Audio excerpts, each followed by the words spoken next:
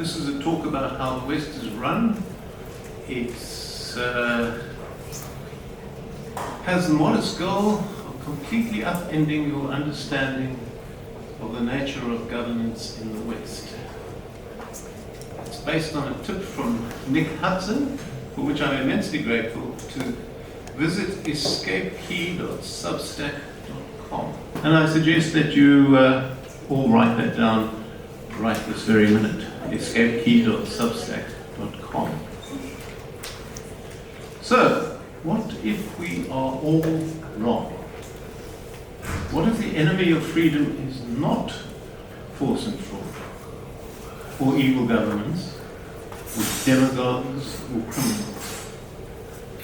What if the enemy of freedom, the world as we find it, is benign, forswears violence, has only the best of intentions, and is willingly embraced by almost everyone?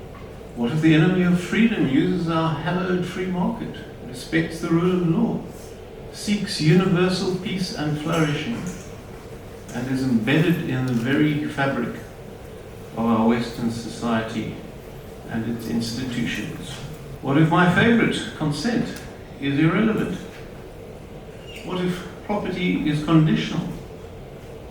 What if we are in fact fighting the wrong enemy? That might explain our singular lack of success so far.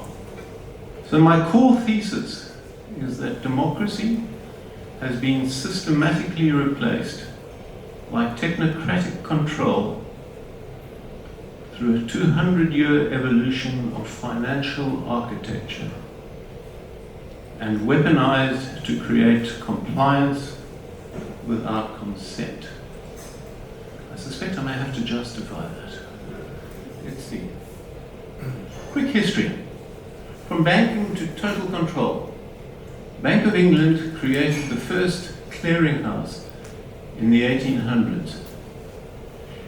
Any bank defying the centre could be cut off from the system, thus forcing compliance with the current status. The Federal Reserve in 1913, I think, replicated the London model, and these two banks more or less run the world run the West as we see it today. A later addition is the Bank for International Settlements, which almost nobody will have heard, but it now applies clearinghouse type controls to entire nations. So what is a clearinghouse? A clearinghouse serves as a third-party mediator between a buyer and seller engaged in any financial transaction. It's a very sort of benign sort of a thing. The first clearinghouse was established in a tavern in London in the 1850s by the clerks of the banks, not by the leaders, not by the owners of the banks, but the clerks who couldn't deal with the daily grind of trying to clear and settle transactions between many different banks. Membership of the clearinghouse was completely optional, but if you didn't join the clearinghouse, you could hardly do business in London. So guess what? You joined it. And instead of physically transferring funds between banks to clear at a transaction, in other words, to say your 100 Rand debit over here has a corresponding 100 Rand credit to a creditor over here, the clearinghouse maintains an account for each bank and transfers only the net difference between transactions at the end of each day. It's just a really clever, useful technique. But he who controls the settlement layer controls the system. He who controls the settlement layer has a view of every transaction in the City of London, has all the information that relates to it, and in fact can decide at what speed the transactions will clear, or whether they will clear at all. He who controls the settlement layer controls the system. Control infrastructures are developed preemptively awaiting a crisis to trigger them. The very first crisis was, we can't make this banking system work in London. But there have been endless other crises ever since, not the least being the climate crisis, which essentially require the use of this system. So crisis becomes the permanent mode of governance. And we've seen that literally in the last 5 years. Measurement systems determine what matters, what is real, and what will be settled. So within the climate crisis, for example, you have all of these organizations, IPCs and East Anglias and that sort of thing, who measure what is going on and attempt to tell you whether we have a global warming crisis or not. So they determine what matters and what is real. Now, standards provide moral legitimacy. Dissent is unethical and immoral. So the IPCC will set up a series of standards for what your adherence, for example, to climate conditions should be. And if you don't adhere to those standards, and you don't have to, but you will be declared morally illegitimate. Your dissent will be characterized as unethical and immoral. And would you believe 97% of climate scientists give way to that. So the systems appear both necessary and, appear both necessary and good to the vast majority of people in any way involved with them. So if you did a poll, I suspect if you did a poll of the people in this room, half of them would be all in favor of climate science as we find it, and terrified by the threat of what may yet come. So the most effective control is requested, not imposed. And this is what this brilliant system does. It asks you to join in, to believe us, to adhere to the climate standards, but it doesn't impose it on you.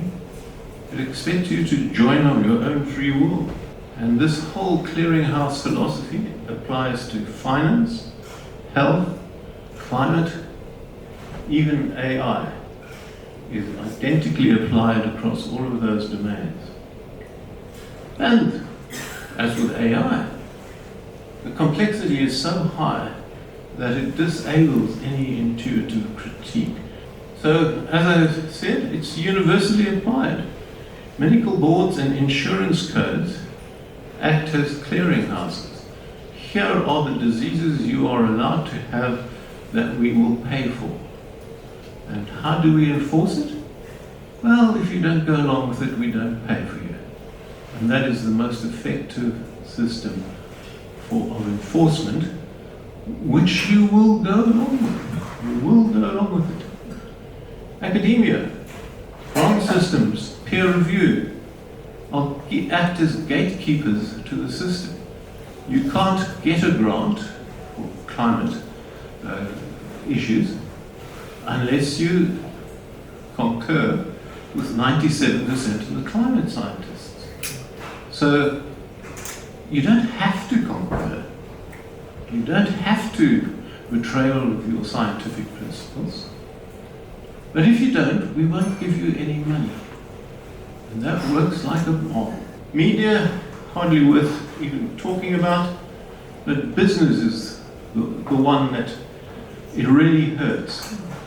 So ESG scores, for example, credit ratings, and half a dozen other rating characteristics determine who is going to get access to capital. And if you have a lousy ESG rating, if you really couldn't give a damn about all of this work stuff, well, you can do that. It's not a problem. You just won't get any money. Not from the bank, not from any investors. So compliance is reframed as virtue, dissent as evil. and peer pressure and social shaming replace legal coercion.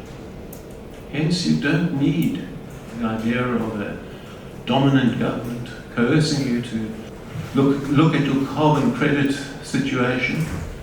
You'll just do it, your own free will, because otherwise you'll get no money from banks, investors, or anyone else. It's a narrative. We don't question 97% of experts' narrative. So let's look at a few uncomfortable questions. Most of you are probably saying, yeah, interesting, but that's not how the real world works. You know, we've got lots of governments out there and they're doing lots of unpleasant things. But Liz Truss is absolutely the best example. In 49, the history very quickly, she comes to power, perfectly legal, conservative victory, and she decides within the first week that she and her finance minister are going to cut the tax rate in half. And the people at the Bank of England and the Department of Finance and everybody else says, hang on a second, you didn't ask us. And we don't agree. How dare you go against our wishes? And I think she probably said, well, what are you going to do about it? And so they collapsed the pound, they collapsed sterling, they triggered a financial crisis, and it looked even to Liz Truss as though she was about to destroy the British economy. So she resigned. And guess what? Everything that was in place when she resigned is now twice as bad, but nobody objects. The pound is weaker than it was then, etc. So you've got to ask yourself, is this real? Well, if global health bureaucrats can override every parliament in the West, and all of us just simply fall in line, then what was your vote worth? What was it worth voting for a government that was just simply going to tell you can't wear flip-flops on the beach? So if central bankers can dictate energy policy, economic policy, without any democratic debate, you've got to ask yourself, is representative democracy just a facade? I tend to think so. So, an excellent book, written about 5 years ago, is called The Quiet War on the West. And the thesis there is a silent revolution is re-engineering the architecture of Western society. And this transformation bypasses traditional political battles, advancing through financial regulations, technical standards, and algorithmic systems. The objective is not the dramatic seizure of institutions, that would be revolution, but their steady obsolescence, overlaying democratic processes with a global framework where innate rights become conditional permissions dependent on your obedience. Some real-world examples. The Marshall Plan. Presume most people know what the Marshall Plan was? A plan introduced at the end of the Second World War to essentially save Europe. And the Americans mostly made available a huge amount of money to rebuild Germany and Europe. And that was, everybody thinks that was just the most wonderful thing. But the money you got from the Marshall Plan was totally conditional upon you agreeing to their financial approach, your use of the dollar going forward, and a whole raft of other conditions that made your use of these generous funds conditional. And guess what? Everybody fell in line, and we got an economic system now that is exactly in line with what the bankers and the Western, not politicians, the Western managers would have asked for. As South Africa is about to discover, it's just taken out a 955 million rand, dollar, $55 million loan from the IMF. And that sounds wonderful, but it's totally conditional on you following the strict directives of the IMF. The fact that these happen to be a good thing is, by the way, you will follow them if you want the money to be released. Even Donald Trump cannot change the interest rate. He cannot even approve the budget without intervention from other parties. So even Donald Trump doesn't have the power you might think of. You've got to give it to him. Well, he seems to use it better than anyone else. But, yeah. So, most African states, just as an observation, South Africa included, are so politically and technologically incompetent that this does not really apply to them. They are not really part of the West. And so, this really probably is not relevant to South Africa. So what do we see in the future? Digital IDs, on which your vaccination status, your health status, your financial status will all be recorded. Central bank digital currencies, in which your credit card will not approve a transaction if your carbon credit situation is not up to scratch. That is the whole idea of CBDCs. They will put in place a whole set of standards that you must agree to, that you must satisfy. Otherwise, your transaction does not get approved. That sounds nightmarish, except it's working all over China and has recently been implemented in Canada, which is, of course, famous for cancelling trucker transactions, trucker bank transactions. Net zero standards will be built into every transaction. Need we say more? If you disagree with net zero, don't expect to be able to pay your hotel bill. So this behavior is continuously monitored and nudged towards a preferred outcome. There's nobody threatening you with death and destruction. You are, in fact, a willing participant in the vast majority of these things. Bottom line is you will earn nothing and be happy. How do we resist this? Use cash. This cash is beyond this whole system.